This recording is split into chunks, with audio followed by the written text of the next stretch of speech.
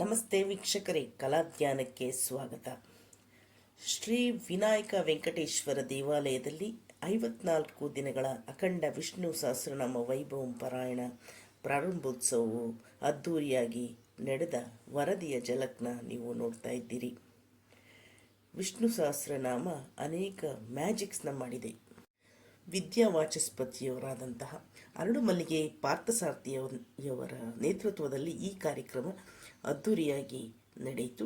ಭೌತಿಕ ಪ್ರಪಂಚದಲ್ಲಿ ಇರುವಂತಹ ಎಲ್ಲವನ್ನು ನಡೆಸಿಕೊಂಡು ಹೋಗುವಂತ ಭಗವತ್ ತತ್ವಗಳಲ್ಲಿ ಭಗವಂತ ತಾನು ಯಾರಲ್ಲಿ ನಿಂತು ಇದೆಲ್ಲ ಮಾಡಿಸ್ತಾನೋ, ಈ 33 ಬಹಳ ಮುಖ್ಯವಾದಂತಹ ದೇವಾನುದೇವತೆಗಳಿಗೆ ಅವರು ಇಲ್ಲಿ ನಿಂತಿದ್ದಾರೆ, ಅವರಲ್ಲಿ ಭಗವಂತನಾದಂತಹ ಪುರುಷೋತ್ತಮ ಇದ್ದಾನೆ ಅಂತ ಚಿಂತನೆ ಮಾಡ್ತಾ ಅವರಿಗೆ ನಾವು ಕೊಡುವಂತಹ ದಾನವನ್ನು ಕೊಡೋದು 33 ಸಂಖ್ಯೆಗೆ ಅಧಿಕ ಮಾಸದಲ್ಲಿ ಬಹಳ. ಯಾರು 33 ಜನ ಮೊದಲೇ ಹೇಳ್ತಾರೆ, ಅಷ್ಟವಸ್ತುಗಳು, ಅದರಲ್ಲಿ ಅಗ್ನಿ, ವಾಯು, ಇದು ವರ್ಣ ಎಲ್ಲ ಬರುತ್ತೆ, ಸೂರ್ಯ ಎಲ್ಲಾನು ಅದರಲ್ಲಿ, ಚಂದ್ರ ಎಲ್ಲ ಬರುತ್ತೆ.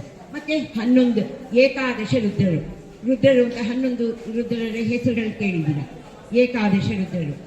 ಮತ್ತೆ 12 ಆದಿತ್ಯರು, 12 ಸೂರ್ಯ, ಈ ಸಂಕ್ರಮಣದಲ್ಲಿ ಬರುವಂತಹ 12 ಸೂರ್ಯರು, 12 ಆದಿತ್ಯರು. ಇದರ ಜೊತೆಯಲ್ಲಿ ಇನ್ನಿಬ್ರು ಮುಖ್ಯವಾಗಿ ಸೇರ್ಕೊಳ್ಳೋದು ಯಾರು ಅಂದ್ರೆ, ಒಂದು ಪ್ರಜಾಪತಿ, ಇನ್ನೊಂದು ವಿಷ್ಣು ಸಹಸ್ರನಾಮದಲ್ಲಿ ಇವತ್ತು ಹೇಳಿದಲ್ಲ ವಶತ್ಕಾರ ಅಂತ ಏನ್ ಬರ್ತಾರ, ವಿಷ್ಣು ವಶತ್ಕಾರ. ಆ ವಶತ್ಕಾರ ರೂಪಿಯಾದಂತಹ ಆ ಕ್ರಿಯೆಯನ್ನು ಮಾಡುವಂತ ಭಗವಂತ ಈ ಅಧಿಕ ಮಾಸದಲ್ಲಿ ವಿಶೇಷವಾಗಿ ಸನ್ನಿಧಾನದಲ್ಲಿ ಇದ್ದು ನಮ್ಗೆ ಅನುಗ್ರಹ ಮಾಡ್ತಾರೆ. ಯಾತಕ್ಕರದು ವಶತ್ಕಾರ? ಈ ಹುಟ್ಟಿನಿಂದ ಸಾವಿನವರೆಗೂ 6 ಸ್ಟೇಜಸ್ ಇರುತ್ತಂತೆ. ಈ 6 ಸ್ಟೇಜಸ್ ಒಂದು ಜೀವಿಗೆ ಏನಿದೆ, ಈ ಎಲ್ಲ ಹಂತಗಳಲ್ಲೂ ಈ ಜೀವನನ್ನ ರಕ್ಷಣೆ ಮಾಡುವಂತಹ ಪರಮಾತ್ಮನನ್ನ ವಶತ್ಕಾರ, ಆ ಮಾಡುವಂತಹ ವಶತ್ಕಾರನನ್ನ ಈ ತಿಂಗಳಲ್ಲಿ ಆರಾಧನೆ ಮಾಡಬೇಕಾದ್ದು ಬಹಳ ವಿಶೇಷ. 33 ಕೋಟಿ ದೇವತೆ ಅಂದ್ರೆ 33 ಈ ಪ್ರಧಾನ ದೇವತೆಗಳು, ಇವರೆಲ್ಲರಲ್ಲೂ ಭಗವಂತನ ರೂಪ. ಭಗವಂತ ತಾನು ನಿಂತು ಯಾವ ಹೆಸರಿಂದ ಮಾಡ್ತಾನೆ, ಪ್ರಜಾಪತಿ ಈ ಎಲ್ಲ ಸೃಷ್ಟಿಗೆ ಮೂಲಕರ್ತ, ಅದು ಅವನೇ, ಭಗವಂತನೇ ಎಲ್ಲವನ್ನೂ ಮಾಡ್ತಿರೋದು. ಪ್ರಳಯ ಕಾಲದಲ್ಲಿ ಏನೂ ಇಲ್ಲ, ಆಮೇಲೆ ಎಲ್ಲ ಬಂತು, ಎಲ್ಲ ಭಗವಂತನಿಂದಲೇ ಬಂತು. ಪ್ರತಿಯೊಬ್ಬರಲ್ಲೂ ಭಗವಂತ ಇದ್ದಾನೆ, ಪ್ರತಿಯೊಂದು ಪ್ರಾಣಿಗಳಲ್ಲೂ ಇದ್ದಾನೆ, ಜೀವದಲ್ಲೂ ಇದ್ದಾನೆ, ಜಡದಲ್ಲೂ. ಇಂತಹ ವಶತ್ಕಾರರು.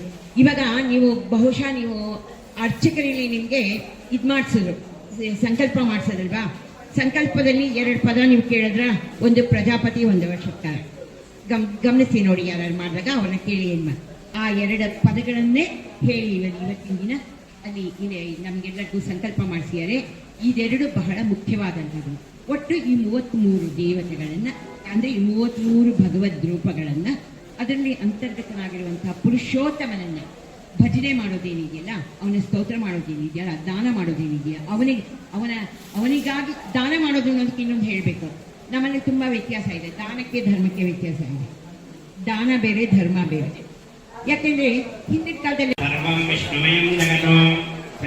ವಿಶೇಷ ಸಂಕಲ್ಪೇನ ಅಖಂಡ ವಿಷ್ಣು ಸಹಸ್ರನಾಮ ಪ್ರಾರಂಭ ಮುಹೂರ್ತಕಾಲೇ ಶ್ರೀ ಲಕ್ಷ್ಮೀನಾರಾಯಣ ಸಂಪೂರ್ಣ ಅನುಗ್ರಹ ಫಲಸಿದ್ಧ್ಯರ್ಥೇನ ಅಸ್ಮಿನ್ ದೇವಾಲಯೇ ಅಸ್ಮಿನ್ ದೇಶೇ ಸರ್ವೇ ಮಹಾಭಕ್ತಜನೈಃ ತತ್ತದ್ಭೂತಾನಾಂ ತತ್ತತ್ನಾಮಧೇಯಸ್ಯ ಕ್ಷೇಮಃ ಸ್ಥೈರ್ಯವಿಜಯವೀರ್ಯ ಆಯುರಾರೋಗ್ಯ ಐಶ್ವರ್ಯಾದಿ ಸುಖಾದೇತಿ ಭವಂತು ಮಹಾಂತೋ ನಿಗೃಹಂತೋ ತಥಾಸ್ತು. ಅಸ್ಮಿನ್ ದೇವಾಲಯೇ ಗರ್ಭಗೃಹಾತ್ಮಂಟಪಸ್ತವನಮಂಟಪ ಆಸ್ಥಾನಮಂಟಪಧ್ವಜ ಗರುಡವಾಹನ ಉತ್ಸವಾದಿರಾಜರಾಜಭೂತಾಂತಮಂಟಪಸ್ಯ ಯಾಗಶಾಲಾ ಪಾಕಶಾಲಾ ಭೋಗಶಾಲಾ.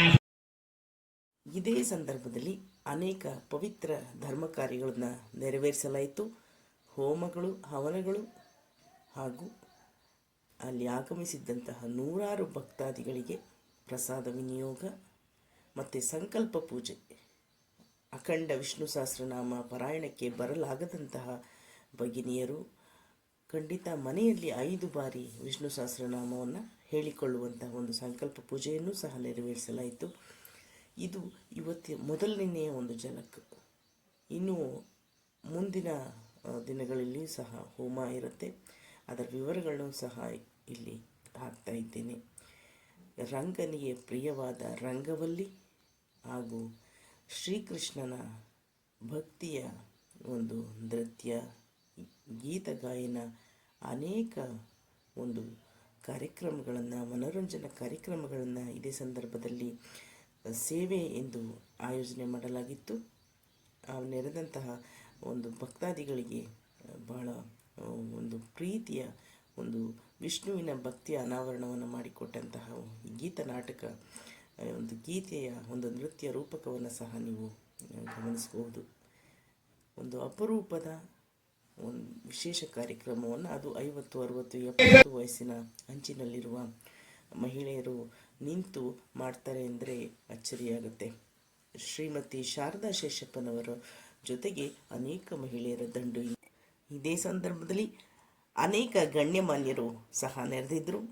ಅವರಲ್ಲಿ ಅರುಣಮಲ್ಲಿಕೆ ಪಾರ್ಥಸಾರಥಿಯವರು, ಅವರ ಧರ್ಮಪತ್ನಿಯವರಾದಂತಹ ರಾಜಲಕ್ಷ್ಮಿಯವರು ಹಾಗೂ ಮಂಗಳ ಭಾಸ್ಕರ್ ಅವರು, ಕ್ಯಾಪ್ಟನ್ ಮಣಿ, ಇವರೆಲ್ಲರಿಗೂ ಸಹ ಶ್ರೀಮತಿ ಶಾರದಾ ಶೇಷಪ್ಪನವರ ತಂಡದಿಂದ ಗೌರವ ಸಮರ್ಪಣೆಯನ್ನು ಮಾಡಲಾಯಿತು.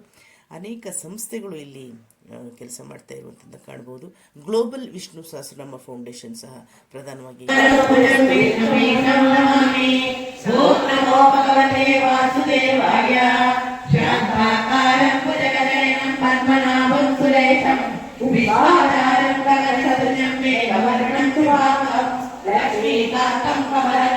योगी